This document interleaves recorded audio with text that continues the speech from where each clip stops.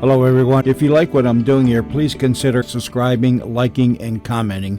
It would really help the channel out quite a bit. Thank you very much. It was kind of a coincidence this past week. There was a movie on bomb disposals in Germany. And then there was an item in the paper about this plane was flying along, and somehow a bomb came loose and fell. It didn't explode. It landed, and they had to send out an expert team to disarm the bomb. And it's always an expert, courageous team of men who disarm these bombs. And I got to wondering what would happen if a team of non-experts ever tried to disarm one of these bombs. And I picture a small coastal city, very small coastal city with a beach. And we see the police chief. He's sitting in his office, and he's expecting nothing more than a phone call from one of his patrolmen on the beach. And I think it'd go something like this. Hello. Lieutenant Stevenson here. Patrolman Hackmaster. Oh, hello, Willard. You're a little late reporting in, aren't you, Willard? You found a shell on the beach.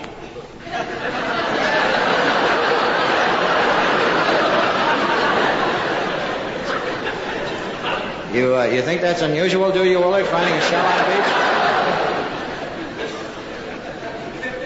beach? It's not that kind of shell. What's the matter, Willard? Doesn't it sound like the ocean when you hold it up to your ear?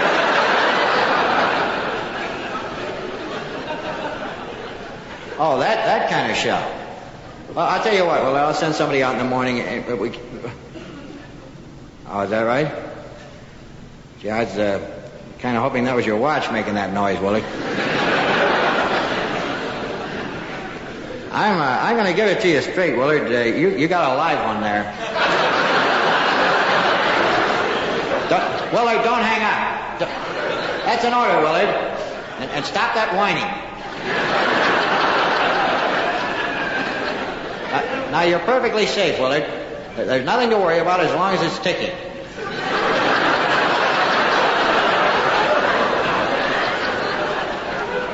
When it stops ticking, that's something else again, Willard. Now listen, Willard, get control of yourself. Now, you and I are going to disarm that thing. I've got the instruction manual. Well, no, I'm not coming down there, Willard. Well, I mean, I just can't leave the office any time I want to, Willard. No, don't bring it in here, Willard, no!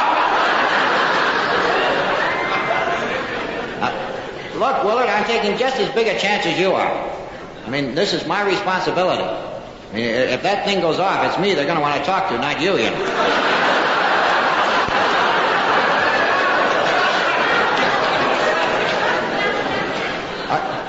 All right, now, Willard, describe it to me.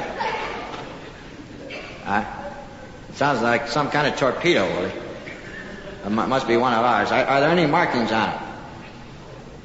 It says made in Japan, huh? Now, it still could be one of ours, Willard.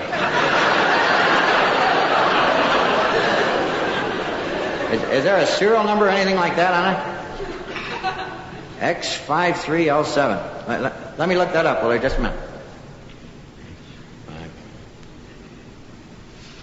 Oh, boy, you found a beauty there, Willard. You know how powerful that baby is? 6 city blocks, Willard. What do you mean you call me back? There's a telephone booth 7 blocks away. Willard! Now stop that whining, Willard. Willard, I know this is dangerous, but if we can save one human life, that's the way you feel about it, huh?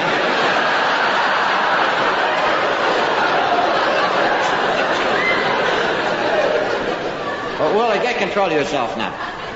Listen, Willard, according to this, there's how long has that thing been ticking? About 5-6 minutes, huh? Uh-oh. Nothing, Willard, nothing. We're just going to have to work a little faster than I thought. Willard, according to the manual here, about 6 inches from the tail end of it, there's a plate there. Yeah, and it's held on by 4 screws. Now, it says, this is very important. This plate should be removed with an LT507 screwdriver with a plastic handle and a demagnetized head. You don't have one, huh? I'll use a coin then, Willard.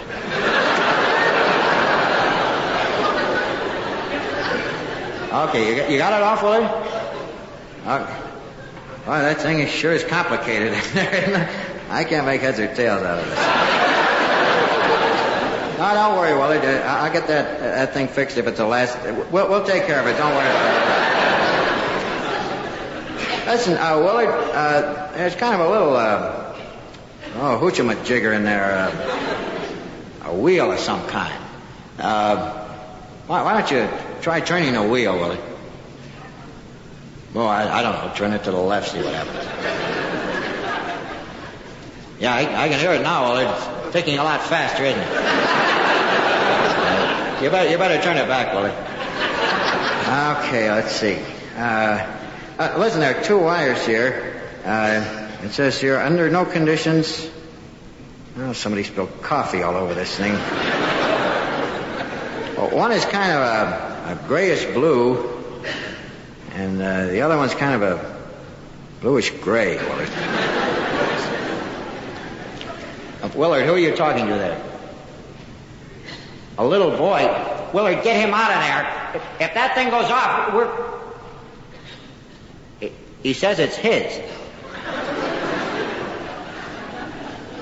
It's a toy torpedo. Willard, let me talk to the kid, will you? He ran down to the beach with it. Willard, I think you better come into the office. We ought to have a little talk. You hung me up here for 10 minutes because the kid... What was that noise, Willard? The toy torpedo just sunk a fishing trawler, huh? Well, it's all right, Willard. It's out of our hands now. It's in the Coast Guard's. Right. Goodbye. Goodbye.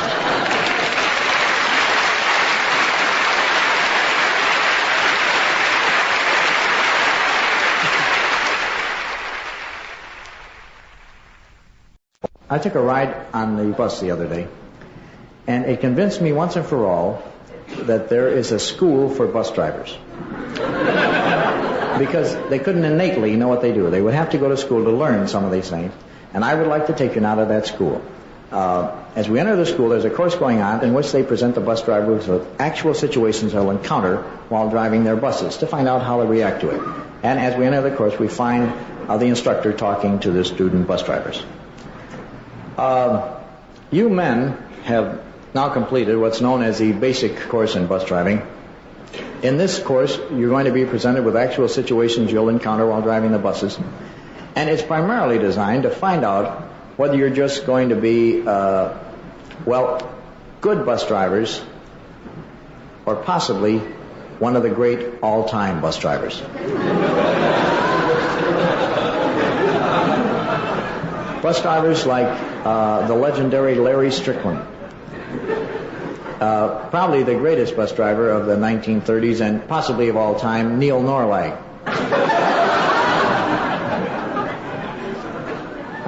I'd like to take one of the students, Johnson. You want to get in the bus, Mrs. Selkirk, you want to get back to your marks back there? Good. Here's the situation, Johnson. You've just pulled into a stop. You've discharged your passengers, and out of the rearview mirror, you notice this old woman running for the bus. Okay. You want to start running now, Mrs. Selkirk? Okay, let's see how Johnson goes about. Hold it, Johnson. You're pulling out much too fast, Johnson.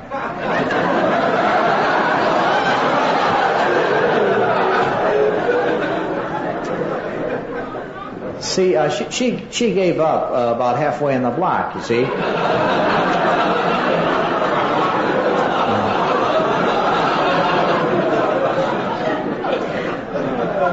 Yeah, what you want to do is just kind of gradually ease out, you see, so you're always holding out the hope they may be able to catch the bus.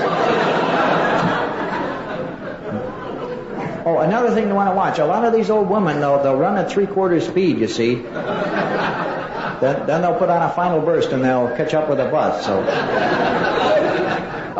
Graham, you want to be the bus driver? Yes. Mrs. Selkirk, you want to get back to your mark again? All right, let's try it with Graham. Same situation. All right. You want to start running again, Mrs. Selkirk? Mm-hmm. Okay, let's see how Graham handles this situation. All right, fine. Did y'all see how he slammed the door right in her face that time?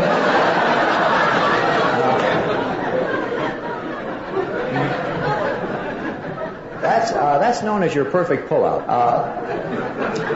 One other thing, it wasn't part of the problem, but I want to compliment you on it. You blocked both lanes that time pulling in.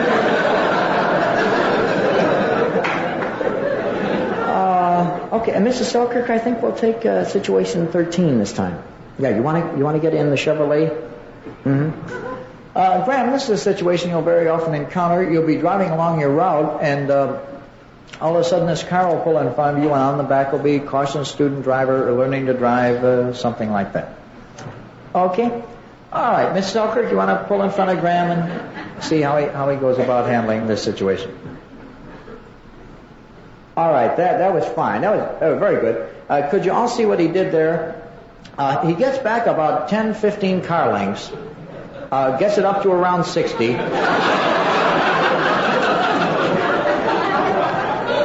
Then he gets right behind her, bang, he slams on his brakes, he hits the horn at the same time. Did you all see how the car went out of control there?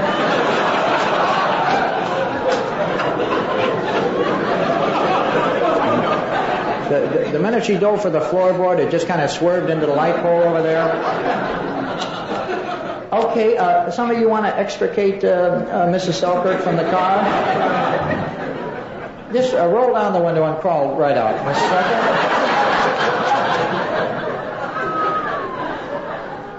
Selkirk. Mrs. Selkirk, I think this will be the last one. You be the woman with the packages on this one, all right? Okay, Graham, on this one, I'm going to stand behind you because you can't be expected to know this. It's going to take time and a lot of practice. All right, you want to get on the bus, Mrs. Selkirk? That's all right. Fumble for your change. All right, now start heading toward the back of the bus. That's it. All right, hit your accelerator. All right, hit the brake. Hit the accelerator again. Now your brake. All right, you see how she spun all the way to the front of the bus that time?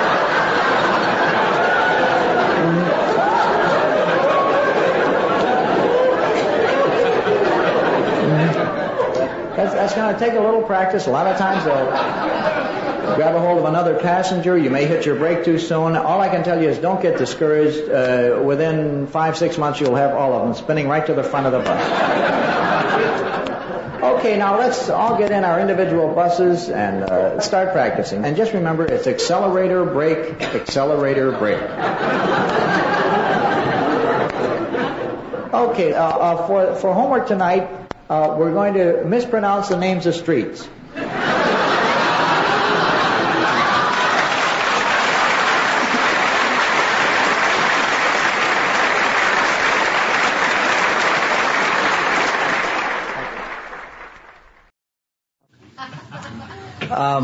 As I said, there was a thing in the paper tonight about documentaries, and I've had an idea for a long time for what I think is a wonderful documentary, which has everything. For instance, you go to work,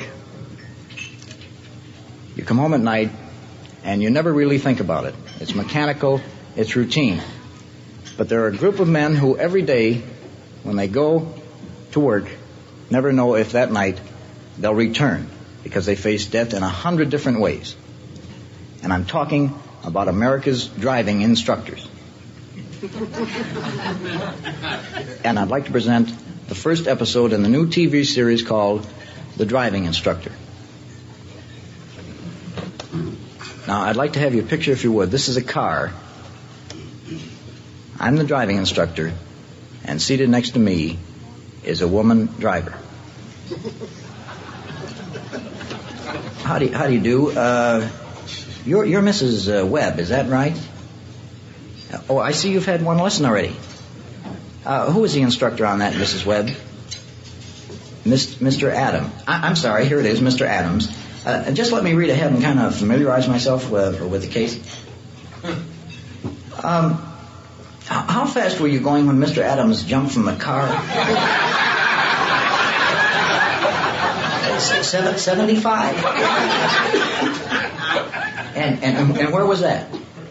In your driveway. How far had Mr. Adams gotten in the lesson? Backing out. I see. You were backing out at 75, and that's when he jumped. Did he cover starting the car and the other way of stopping? What's the other way of stopping? Throwing it in reverse. That's right. Oh, that would do it. You're right. That would do it. All right. You want to start the car?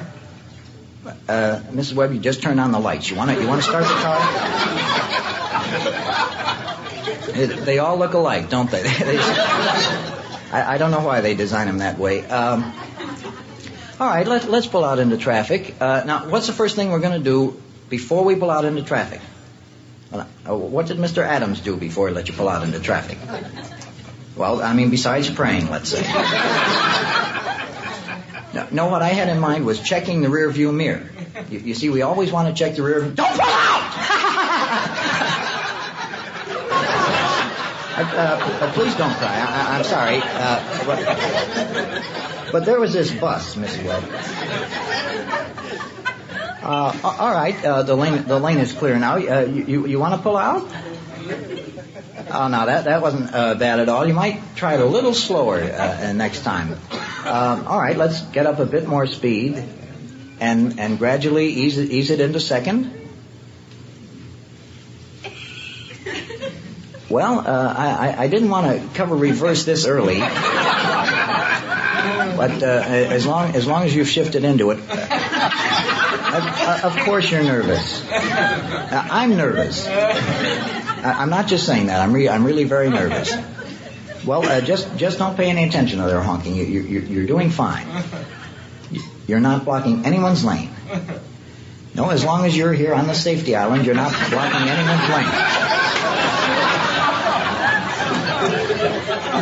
All right, you want to start the car?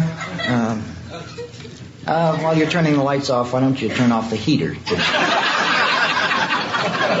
All right, there we are. Let's get up a bit of speed. That's the way. Now let's practice some turns. The important thing on turns is not to make them too sharp. Just kind of make a gradual. Oh, now that was fine. That was a wonderful turn. It's hard for me to believe you only had 2 lessons after you make a turn like. Are you sure you haven't had more now? Well, I find that very difficult to believe. One little thing. This is a one-way street. Well, no, actually it was partially my fault, you see, but you were in the left-hand lane and you were signaling left, and I just more or less assumed you were going to turn left. Same to you, fella.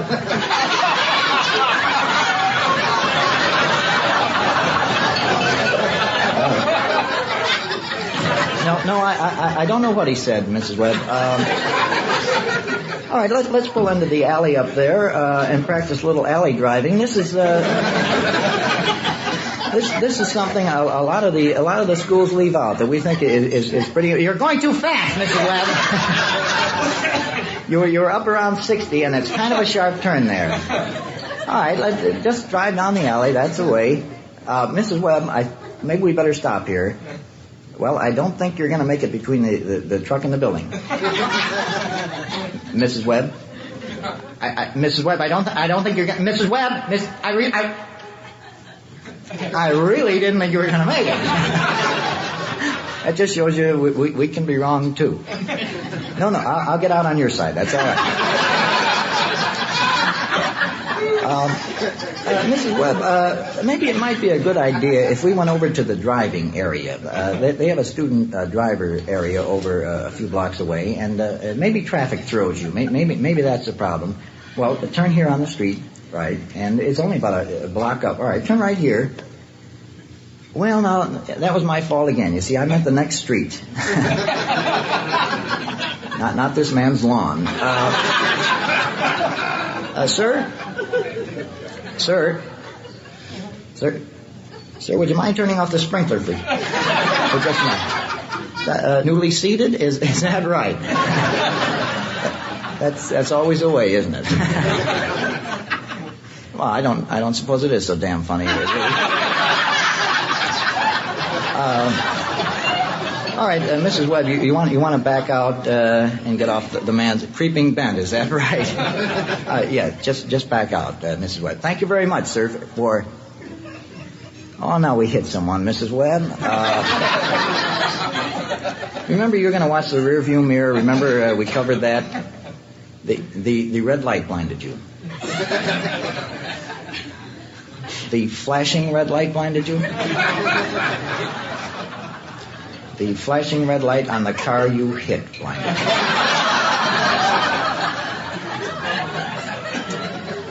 Yes, officer, she was just telling me about it. All right. Mrs. Webb, I'm going to have to go with the officer to the police station. They don't believe it, and they'd like me to describe it. And now the other officer is going to get in the car, and he's going to drive you back to the driving school, and then you're to meet us at the police station. My name is Frank Dexter. Why do you ask? You want to be sure and get me next time?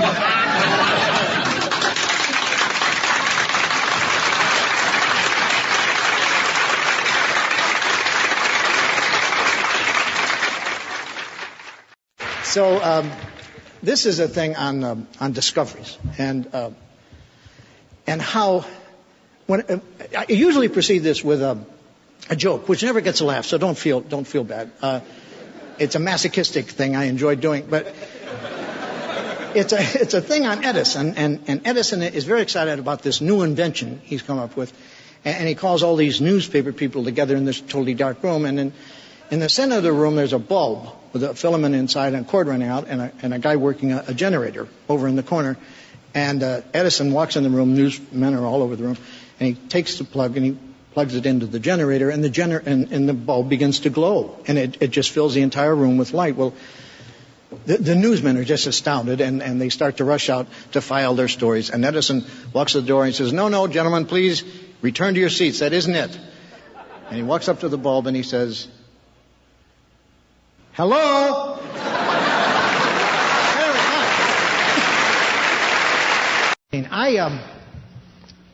I had to fly a lot when I first started out as a stand-up, and I was really never that crazy about flying. And even today, I'm a little uneasy. The one thing I do, I try to fly Delta, and I don't get paid anything to say that. The reason I fly Delta is that they pay their pilots more than any other.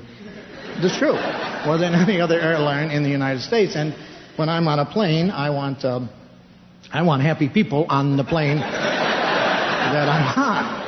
Especially the pilots, I want to hear a lot of hi-ho, it's off to a trickle. Now, I think a lot of the fear of flying comes from your very first flight, and my first flight was horrible. I was in service. I was stationed here in L.A., and I was a corporal. I didn't have a lot of money, and I wanted to go to Hawaii on this 3-day pass, so. I looked in the papers, and there was this non-scheduled airline, and it said, take a chance on the Mrs. Grace L. Ferguson Airline and Storm Door Company. So I wrote down the address, and I drove out. It was this woman's home, and she had a counter set up in her living room, and we had to go up to her John to weigh the baggage. I remember that. And then we all got in her Volkswagen, and she drove us to the airport, and we got aboard this DC-1 called the Enola Gay, which I vaguely remember from history. The bottom of it was all burnt, Anyway, after we were out about 2 hours, the captain came out. They didn't have an intercom. He just came out and he started talking to us, and I think this has a lot to do with why I'm not all that crazy about flying. How the hell do I know? You're the navigator.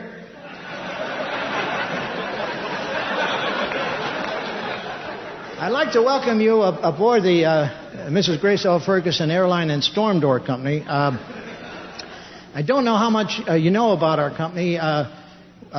We've been in business now about a week now.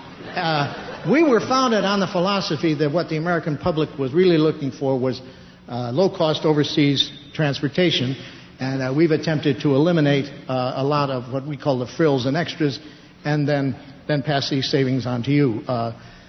Things like maintenance,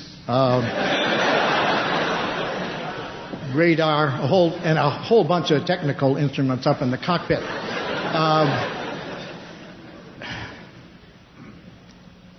You'll have to excuse me. Do you ever have one that hangs on for like 3 or 4 days?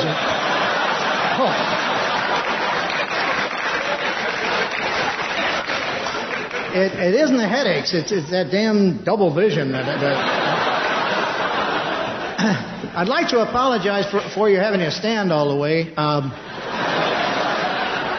can give you a little tip there. You might try alternating your arms every half hour through those straps above your head. I think your arms won't fall asleep quite as fast. You folks in tourists, don't bother looking for straps. You don't have any. We're going to go through a little life jacket drill in a few minutes. Our two stewardesses, Trixie and Miss Watson and Miss Savage, will show you how to put your life jacket on. There really isn't that much to it, but a lot of people get them on backwards, and that way you're going to wind up with your face in the water. So if we should have to ditch, you'll receive plenty of warning, because our co-pilot becomes hysterical, and he'll start running up and down the aisles yelling, "We're going to crash! We're going to crash!"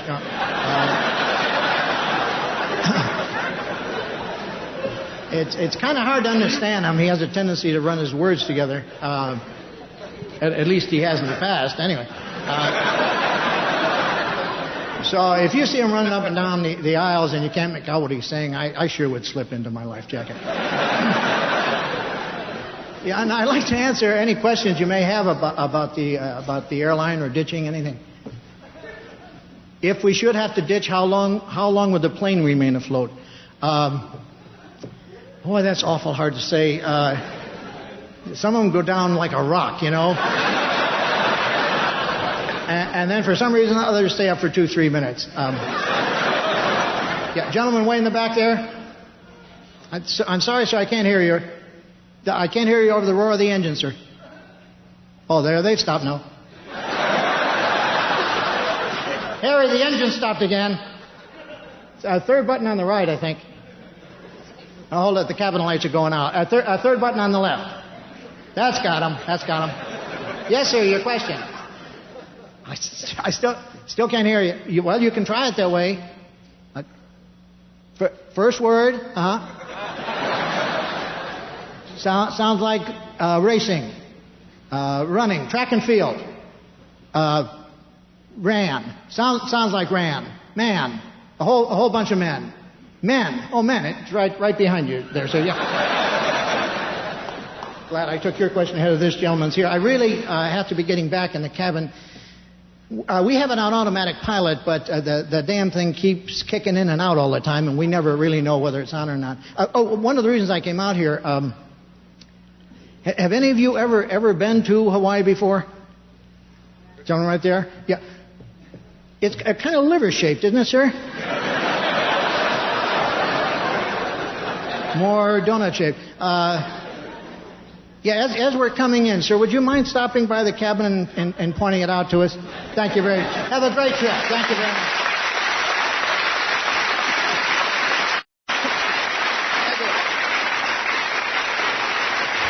Anyway, I held a number of different jobs, and every job I would go to, they would always be having like a week's orientation program, and they would present you with every problem you would be faced with during your first day on the job. And now, I'm going to do a little switch here, but I'll tie the two things together. One of my favorite movies is King Kong. And the big scene, of course, is when King Kong climbs the outside of the Empire State Building. Now, to tie them together, I thought, what if the night that King Kong climb the outside of the Empire State Building. It was also the first night on the job for a new guard.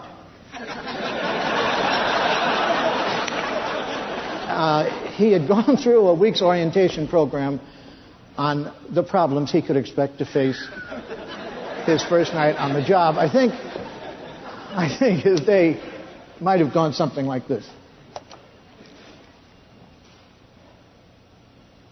Mr. Hennessy?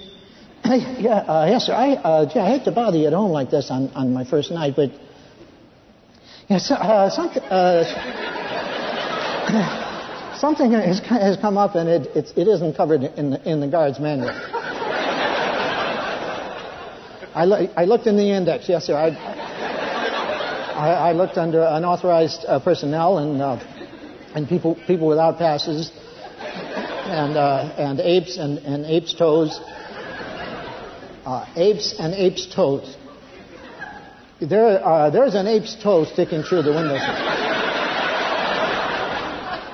Well, see, he isn't your standard ape, sir.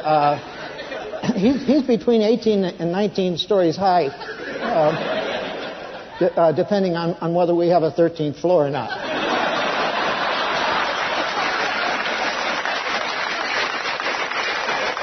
Yeah, well, I'm sure there's a rule against apes shaking a building. There is. Yeah, so I yelled at his feet and I said, "Shoe ape, and I'm sorry, but you're going to have to leave." And then I know how you like the new men to think on their feet, so I went into the broom closet and I got a broom without signing out a requisition. I will tomorrow, yes, sir.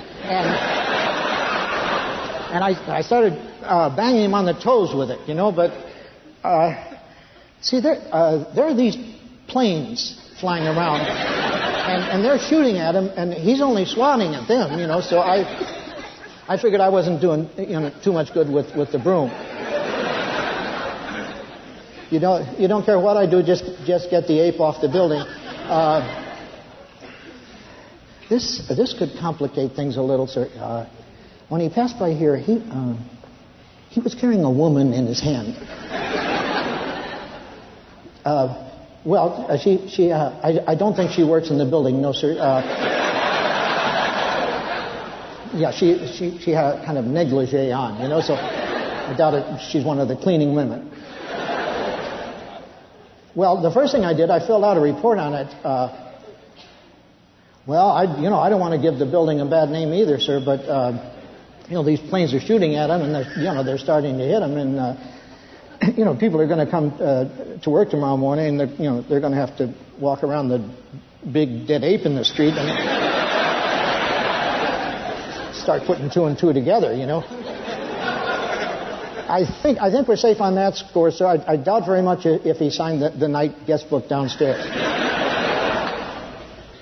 You don't care what I do, just get the ape off the building. Well, I came up with an idea, but I'm not supposed to leave my post.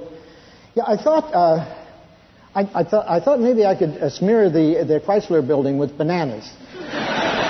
Hello.